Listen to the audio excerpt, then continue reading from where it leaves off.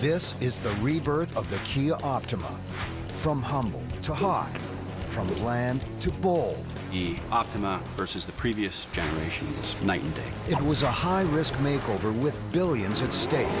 Could a plain Jane sedan be turned into a supermodel? If it bombs, you've got a $2 billion mistake on your hands.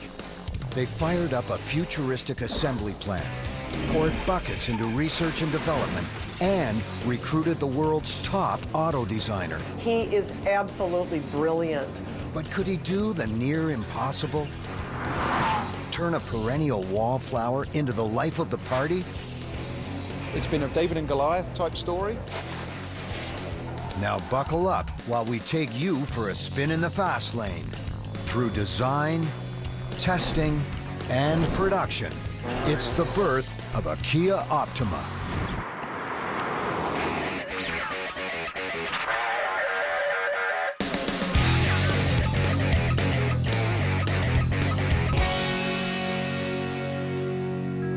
This is the new Optima, a car that has undergone one of the most dramatic makeovers in the auto world. It's the new face of Kia. Since 1944, the company has been known for making reliable, inexpensive vehicles, from bikes and motorcycles to workaday trucks and basic sedans. But if you were seeking thrills, you would not be looking here. I've heard it described rather unflatteringly as the grocery getter. You bought a Kia because you had to.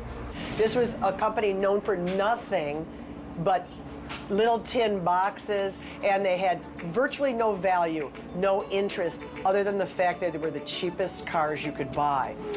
By 2006, cheap wasn't cheerful for the bottom line. Demand for this conventional sedan had topped out at around 50,000 cars a year in North America. Competitors in the same class were selling at 5 times that rate. The challenge?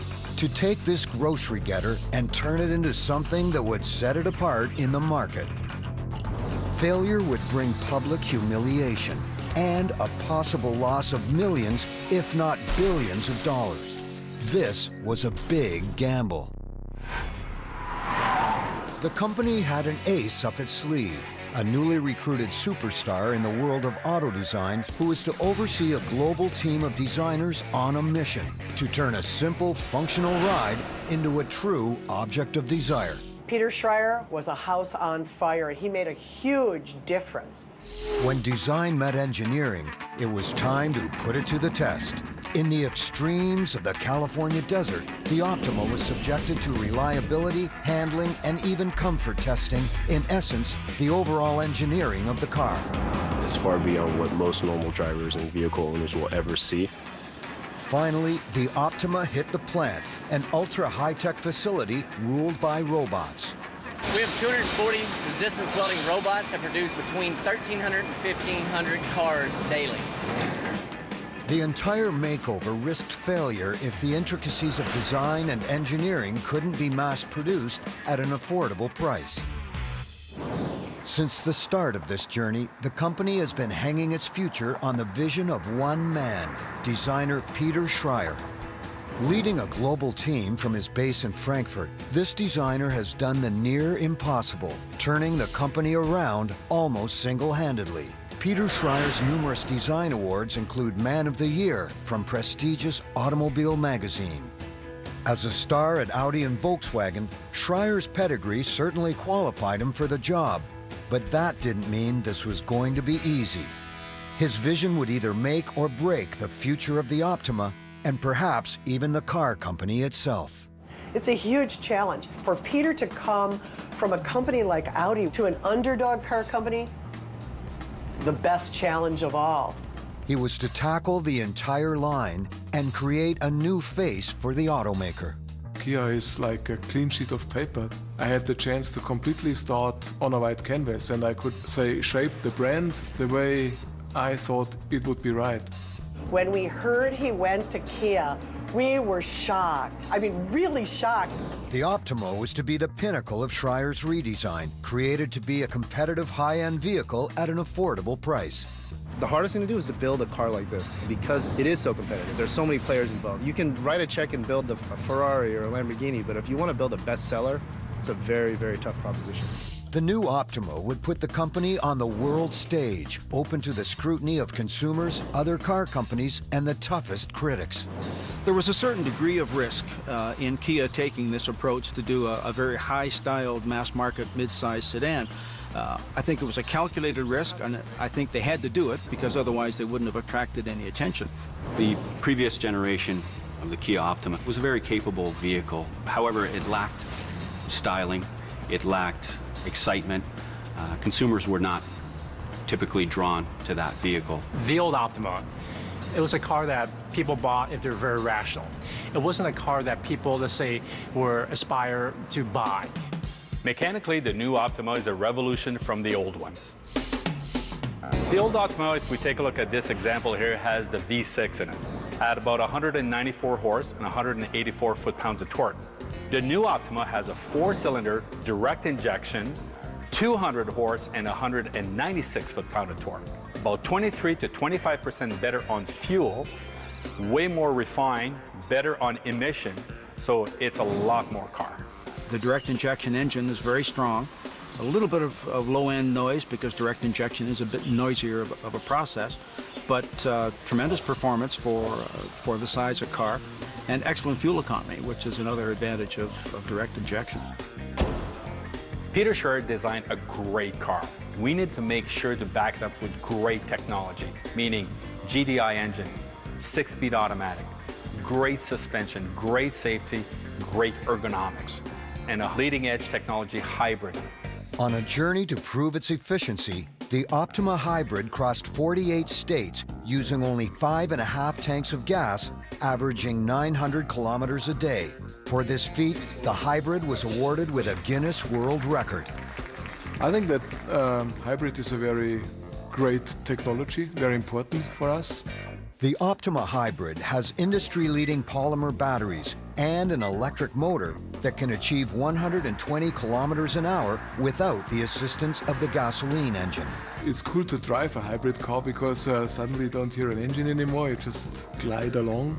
I think it's not only important to make nice design, it's important to make good cars with good performance and good fuel consumption. And this huge field comes to life, and I'll tell you, nothing like hearing all this power. One of the things Kia's doing that will go a long way to turning this whole perception of a car without quality around is entering racing. When we participate in racing, it puts Kia in a different level. Somehow we belong to the club. The Optima race car, a Kia Racing, I mean, that is the ultimate test of credibility because it's put your money where your mouth is. If you win on Sunday, then you sell on Monday. That's always been the case. Welcome to the Motor City and the Detroit Belle Isle Grand Prix, the latest stop along the Pirelli World Challenge circuit. Start your engines! Every weekend through the summer, car makers from around the world go head-to-head on tracks like this. This is one of North America's top production car competitions, and this year, there's a new player in town. I have to be honest, when we first showed up, they kind of chuckled a little bit. The hardcore race fan, maybe the other racers themselves, the people who were in the paddock that we're competing against, they didn't really take us very seriously. Camaros, Porsches, Mustangs, and Caddies. Most of the usual heavy hitters are here, showing off their latest creations and getting ready to put them to the ultimate test. It's been a very interesting David and Goliath type story. It's a monumental challenge, but is the path to the podium possible with the vision of Peter Schreier and his team? It's good design, and that fundamental good design has made it a good race car. Coming up, it wasn't easy. Starting from scratch had certain freedoms, but also plenty of pitfalls. This fresh face was on a journey to the end of the line. Would the industry's harshest critics buy in? Inside the Kia Car Company, there's a new mission: to build vehicles that buck their practical image and give drivers something bold to get excited about. They'll have the full support of the most high-tech facilities in North America. But it's an ambitious challenge, a process laden with risk. Building a brand is the toughest thing to do in the car business. Mechanical reliability, that's only science, you can figure that out. Fit and finish, you can eventually learn that. Styling, you can hire somebody. But establishing a brand, that's very, very difficult. The star player in this company's makeover is Peter Schreier, a world-class designer with an automobile legacy second to none. For Kia, whatever they're paying him, it's not enough. I mean, he has been, to me, the key to establishing an identity. The greenhouse sits very far back, so this gives it this kind of dignity. Design is not just the surface, design goes beyond, and it's actually the connection between man and machine. The makeover began with a new face. When I look out the window here all the time and I see the traffic, and when the cars stop at the traffic lights, some of them you recognize. You can see, aha, that's a BMW and that's a Mercedes. I wanted Kia to be recognized, and I want people to have an awareness of our brand. And this is why one of the first things that I did was to create a special grille and a special front face and an expression that fits to Kia and that is new and that is so distinctive, so no other car has it. So I did this shape with the two tabs in the middle that somehow are a little bit like teeth. The tiger nose would become one of the defining features of the new Optima and the face of an entire car company. Look at a tiger, like a tiger's nose, like it comes out and has the, you know, this strong three-dimensional look to it, and it's a symbol of power and dignity and the way the tiger looks. If it was not that iconic or that distinctive, you would not recognize our cars immediately, and then they would just pass by anonymous. Then the ultimate challenge. Head up an international team of designers to completely overhaul the Optima and make it a winner in the most competitively ruthless class of automobiles. Peter Schreier has a knack for understanding what consumers are looking for in a vehicle. He's able to do so by injecting incredible styling cues in a vehicle, but at the same time exercising the necessary restraint so that car doesn't go overboard. And the Optima is a perfect example that actually appeals to the widest demographic I've ever seen. Design is now a global language. There are trends in some places. In his studio in Germany, you'll know about cars that have to perform on the Autobahn and cars that are high luxury, and there's a different expectation from different areas of the world. You have to now have studios everywhere, which he does. He has a new studio in Shanghai, and he is in the air most of the time. A competition was held that included design teams in Frankfurt and California, all filtered through the rigorous approvals of Kia headquarters in Seoul, South Korea. This would be a car with truly international DNA. Usually I start by getting the team together and start to brainstorm, and they start their sketching phase. We review it several times. They get more and more focused on their concepts and their ideas. Eventually we'll have a big 2D presentation. Then we'll start developing some models, usually in quarter scale, in clay. Eventually there's a big presentation in front of top management in Korea, and one model will make it, will be chosen. With only one destined to win, most of the early designs are rejected. It's the one that has just the right scale, the right curves in the right places that Schreier is looking for.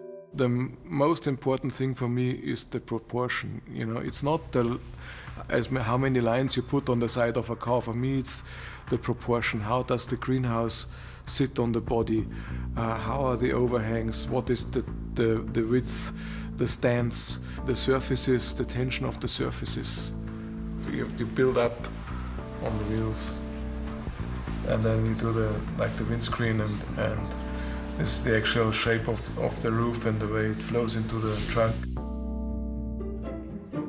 The winning exterior design is from the Italian-born Davide Limongelli, based in the Frankfurt studio.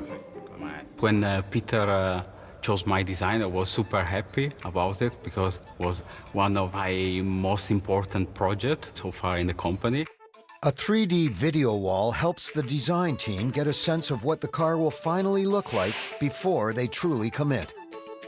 The lines of the car are built around what are called the pillars, the A, B, and C. These are the vertical supports of the car's window area or greenhouse. The reference points anchor the lines of the design and determine whether a car is boxy or sleek, compact or stretched, and ultimately whether or not it will be eye-catching. The way you get a kind of sports car feeling is that in an extreme case, you have the cabin sitting on the wheels really far back. That gives this kind of long bonnet, stretched, low look. The weight is more on the rear wheel. In a way, we got that quite nice. It has this kind of luxury sports sedan look to it because of that trick. So great feature for Optima is that chrome line. And it goes from the inside of the A-post, this is the A-post, all the way across the car, along the car, right to the very end of the C-pillar. So it shifts the cabin back and gives the whole car this kind of classic proportion. The C-pillar looks pretty low and stretched that way and also lowers the car without losing interior space. It's more, if you want to say so, an optical illusion or an optical trick to give it that stretched and low sporty look. From the muscular shoulders to the style of the rims, Schreier and his team blend all the finer details together to create a cohesive and seamless design. Usually, once the engineers get wind of what the design team has in mind, there's plenty of argument over what's actually doable. After all, form still needs to function. In the case of the Optima, there were few compromises that had to be made. One was smaller wheels, every designer's first sacrifice. We had bigger wheels at the beginning. Of course, I had to have a reasonable size. But shape-wise, I have to say, we didn't give up everything. We had such a cooperative atmosphere within the company. We could achieve a lot, and we could bring almost 100% in the production. Once Schreier was happy with how the car was going to look from the outside, he turned his attention to the inside. It's the first driver-oriented interior that we've done. And what I mean by that is the shape of the cockpit and the instrument panel, it sort of emphasizes the driver and places an importance on the driver. The dimensions of the console are finessed in an attempt to create a sporty, upscale feel.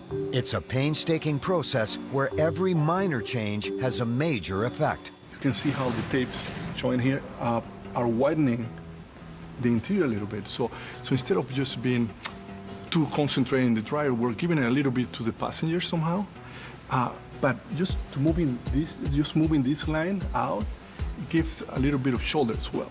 And then after that, we modify some of the console, we give it a little more height. And we go the full width from here to the other side. So it feels more natural, for a sports car. So it was just tweaking it to become as sporty as the exterior was. The big thing is how the controls are sort of turned towards the driver. That's a very European sports sedan kind of aesthetic. It feels like a pilot's control deck. Coming up, Schreier's new design will be tested and converted for racing to complete the Optima's transformation from bland to bold. But can the new kid on the block pull it off against manufacturers with decades of race experience? The race for the podium hits a bump in the road. Look at this! Oh, contact! Down to the inside, big hit, Cal. Korea's oldest car maker is getting a fresh new face for the 21st century. To meet the exacting standards of this sleek new design, the overhauled Optima will have to be mounted on one of the most technologically advanced assembly lines in North America. But there's one more hurdle to overcome before it hits that line, testing the car for entry into the North American market in one of the harshest climates on the continent. Out here, in the middle of the Mojave Desert, the Optima is being put through its paces. It's a perfect place to gain ground on the competition in the industry's toughest market. The primary reason why we chose this wonderful location in the middle of the desert for the Kia Proving Grounds is because mostly of the climate and the isolation from everybody else, from the prying eyes, so we could test our new model vehicles without people poking around. New car development is a top secret process, and innovations have been scooped. It's also the safety of having closed roads where we could do aggressive dynamic handling tests and high-speed tests without having traffic. The relentless heat of the desert makes for brutal conditions. Engines burn hot, and road temperatures approach the boiling point. One of the advantages of the extreme climate allows us to put our cars through a durability cycle, and that either allows them to heat soak, be exposed to extreme wind, sun loads, also cold.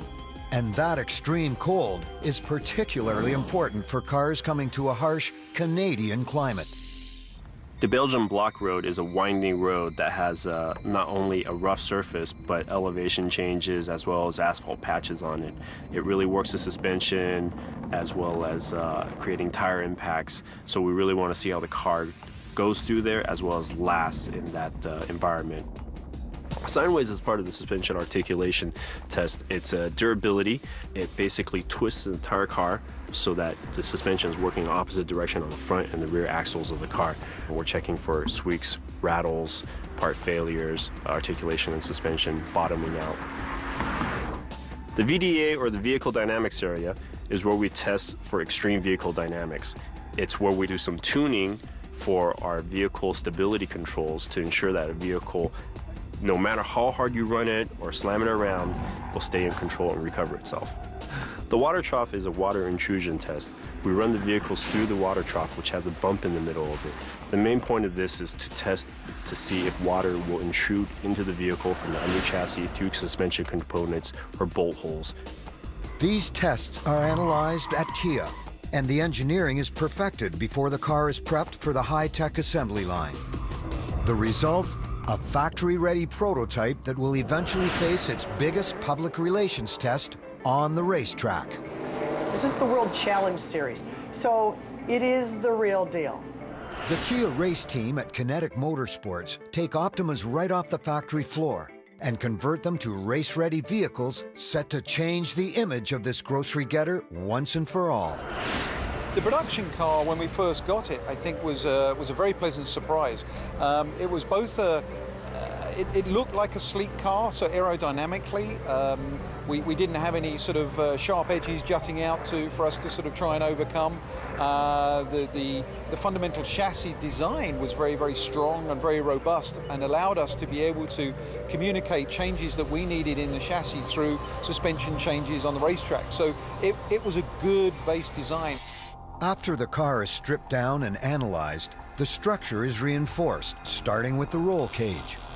An integral part of the chassis itself, we seam weld the chassis and weld a roll cage into it, which offers stiffness, rigidity to the chassis. It helps support a lot of the suspension loads that we're putting into it, and it's also a safety device for the driver. The racing car will operate at a different ride height to the road car, which means it's much lower, and the geometry of the suspension links is then different. Kinetic has to stay as true to the original as they can. To race in the Pirelli World Challenge, teams must use cars that come off the actual assembly line, with strict limits on what can be modified. Take the motor, for example. They upped the horsepower from 274 in the Turbo Optima to around 360 in the race car. But it's the same motor. Yeah, the Optima's engine is a very good platform for racing. When we first disassembled the engine and did our initial analysis on it, a lot of the parts were built for strength, very robust, and it's turned out to be a very good, very reliable race engine. With the Kia Optima, it is a very nicely designed and streamlined vehicle. It's got a very nice roof line to it. If you look at it from the side profile, you have to make sure that the aerodynamics on the vehicle are suited to the power that you're putting out. In World Challenge, you're allowed to add a rear wing and a front splitter. And the front splitter is the plate that goes underneath the front of the car. It sits just below the engine. The splitter redirects airflow from under the front bumper, contributing to downforce, and diverts air to cool the brakes. We are allowed to replace the hood, and we use a carbon fiber hood. We changed the design look. It has some louvered panels on the top of it, and that's again for air extraction. We're ducting the radiator, which sits in the engine compartment, and as well as the turbo intercooler. so that it doesn't cause any heat issues for the driver and makes it aerodynamically better. A major hurdle they have in this car is something they just can't change for competition. The Optima is a front-wheel drive car, racing against rear-wheel drive competition. What we have to do for that is to work a lot with handling and suspension and the differential in the car. I think we have a good handle on that right now. The car seems to be performing very well. Motorsports is always about pushing boundaries. It's one thing to line up against the heavy hitters. It's another altogether to beat them. How well they do at the track will go a long way to changing the public's perception and drive sales at the dealership. Racing is now being able to showcase the capabilities of the car, which go way beyond the aesthetics of it and the design and the comfort and the safety of it. This is actually showing its capabilities as a chassis, and I think that's the really exciting thing. We're able to extract every last ounce of horsepower and be able to transmit it down onto the track because it's been fundamentally designed well.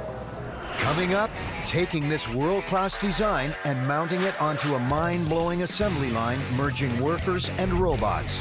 Will the launch of the new Optima be enough to destroy the bland reputation of Kia past? Bad news lasts forever. Good news takes forever. When Kia decided it wanted a new image, they went straight to the top of the design world to make it happen. Legendary designer Peter Schreier was tasked with reinventing the Optima from a plain, practical car into something bold and luxurious. With anticipated demand high, Kia turned to its cutting-edge plant to tackle production. Kia's manufacturing facility, West Point, Georgia. Everything that happens here is state-of-the-art. From the initial punch of metal to the finished product, this entire facility is a technological marvel, one of the most advanced in the entire industry. One of the things that we have to do is work with 3D imaging. Putting together a car from the concept is quite a difficult challenge. We teach our robots through computer programs, and we have to use 3D imaging to allow us to do that. We take the virtual car and we rough in programs, so when we get a physical car, all we have to do is fine-tune it. This facility cost $1 billion to build, takes up 650 acres of land, and employs more than 3,000 people. When the Optima was added to the lineup, $100 million was spent on expansion and nearly 1,000 staff hired. Anytime you add additional manpower, that's more jobs, so that's more business for the community. 5 years on, this factory is a thriving operation, setting standards for productivity in North America. Workers are routinely sent to the company's headquarters in Korea to learn the latest in manufacturing techniques. Going to Korea is great. For one, you get to see how other cultures are, and you go in and the trainers are great. They show you different things and different ways to maneuver the parts to where it makes things easier, and they just do a great job training all of us. With a skilled workforce in place, the Optima was slotted into production. Putting the car together starts with massive 44,000-pound coils of steel that are stamped into parts. After loading into the press line, the first operation of the press line is what we call the Op-10 die, which is a draw die. It draws that metal into a recognizable part. It may punch out a hole, it may cut off some of the edges. So as it goes down to each process in the stamping line, the part becomes a lot more recognizable before it goes off onto the AP system. The AP system is where you will see the robots. They will pick the panels up and they will put them into each individual rack, which is preparing them to go to the welding shop. In a mere 24 hours, this roll of steel will become an Optima. We have produced between 1,300 and 1,500 cars daily. The welding shop where the bodies are assembled is one of the most automated in the industry. There are 283 robots in operation here, executing 2,000 welds on each car in just 90 minutes. The welding process for the Optima is a little bit different. We wanted to give it a feel of a much higher class vehicle. So the structure that we put in this vehicle is a lot of high strength steel. It's a little bit more difficult to weld, but if you can conquer the welding process on the car, you actually get a much better riding vehicle, much better sounding vehicle. The structure of the vehicle itself it's much better. It's a lot safer car to deal with. This would be the most sophisticated car that Kia had ever tried to produce. We wanted to take what the fit and finish was to the next level. So many of the gaps, flushness standards that we use, you're going to find that they're in the plus or minus 1 millimeter. There's even some items that are in the plus or minus a half a millimeter. That puts challenges to not only our team members, but to our equipment. How do we maintain that on a daily basis? We teach our team members what those standards are, and then we measure them and feed them back into the appropriate process. So there are some very tight tolerances, but we feel that that's what is bringing those customers to us, that this is a high-level vehicle. The assembly process here in Georgia is high-tech car making at its best. But will it be enough to stand up to the scrutiny of the industry's harshest critics and turn out a winner? Reinventing the Kia Optima, it meant not only a bold new design, but the complete reworking of a factory to accommodate it. Here in the heart of Georgia, futuristic robots and highly skilled workers pair up in a masterpiece of assembly line technology. When you think about a factory like Kia's in Georgia, thousands of parts from hundreds of companies in dozens of countries, and somehow these things all have to come together to form a car. With the bare-bones frame stamped and welded, workers attach the doors, hood, and trunk lid. Even this assembly is difficult thanks to the new sloping, intricate design, a far cry from the crossover vehicles being made here. The Optima is harder for us to assemble because of the height of the vehicle, the challenges of the door openings being smaller. You don't have this big lift gate or hatch on the back of the vehicle to enter and exit out of, so all that were unique challenges. With the car's structure achieved, it's time for a high-tech paint job. Most of the prior steps take a few short minutes, but the paint job takes time. 8 hours to be exact. We start with an electrodeposition process that coats the inside and out underneath the car and the cavities to give us corrosion protection. From there, we seal the seams of the body to prevent moisture and fumes from getting inside the cabin. From there, it's a primer and then a top coat process that's all automatically done by robots. The Optima will travel 6 miles as it goes through the painting process. The thing about this particular shop is we're extremely versatile. We can paint 21 different colors across all the different models we build. The Optima is a great big part of that. We have the ability to produce a world-class quality vehicle. We've done that within 3 years of a launch with a new facility, new models, and new people. And seeing all those things come together, it's a tremendous accomplishment. Covering 750,000 square feet of real estate, workers assemble the Optima and 2 other vehicles on an integrated line. The Optima being a car platform was a challenge for us because we built CUVs up to that point. So we had to not only take a new product, we had to teach team members to work on vehicles at a different height. Door openings were different. 30 suppliers work on and off-site to build components for the main line, like this door assembly. Parts are made to order and ensure the line can keep up with demand. On the main line, the body travels through 347 workstations and hundreds of pairs of hands. So each station has about 47 to 50 seconds to do their work. It's almost like a ballet out there. When they're working and when the shifts are running well, you can stand back and watch. Team members don't look rushed, just a very smooth organization, but also lets us know when they're having trouble, you can pick up on that. First up, the cabin electrical harness is secured into place, followed by the electronics and the dashboard. The headliner is installed. After that, a signal is given to the engine and chassis supplier next door that it's time to join the party. The chassis supplier then mates all of the components necessary to build that chassis. They meet up with the vehicle at just the right time in our chassis marriage and are bolted into that vehicle. Once it comes off the line, the engine gets fired up, and the vehicle is taken to the test track where all its systems are scrutinized, including steering, suspension, and acceleration. All totaled, the assembly of an Optima takes less than a day. So what makes the Optima a success is, in short, look behind me right now. Look at the people working on this. All the automation that we have, all of the innovation that we have, it's nothing without the heart and soul, which is our people. All of them have a common passion for building a world-class vehicle right here in West Point, Georgia. Here, at the end of the assembly line, the cars are packaged and prepared for shipping to markets around the world. But not all of these cars will end up in dealer lots or your neighborhood driveways.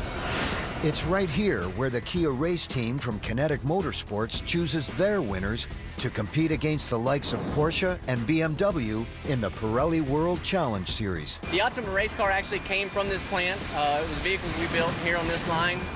And during the original discussion, we thought that talking with the team, the race team, that they would gut the interior of the car and part of the metal and then add reinforcement. What we found is when they started to look at our vehicle, that the actual metal structure of our vehicle was in fact enough of what they needed and actually better equipped for what they needed to set up their race car. So there was only small modifications that needed to be made. Welcome to Detroit, the Motor City. The Optima is competing in the Pirelli World Challenge and has to grab headlines and race glory to truly put its critics to rest. Victory, so the theory goes, will elevate the sedan to the next level.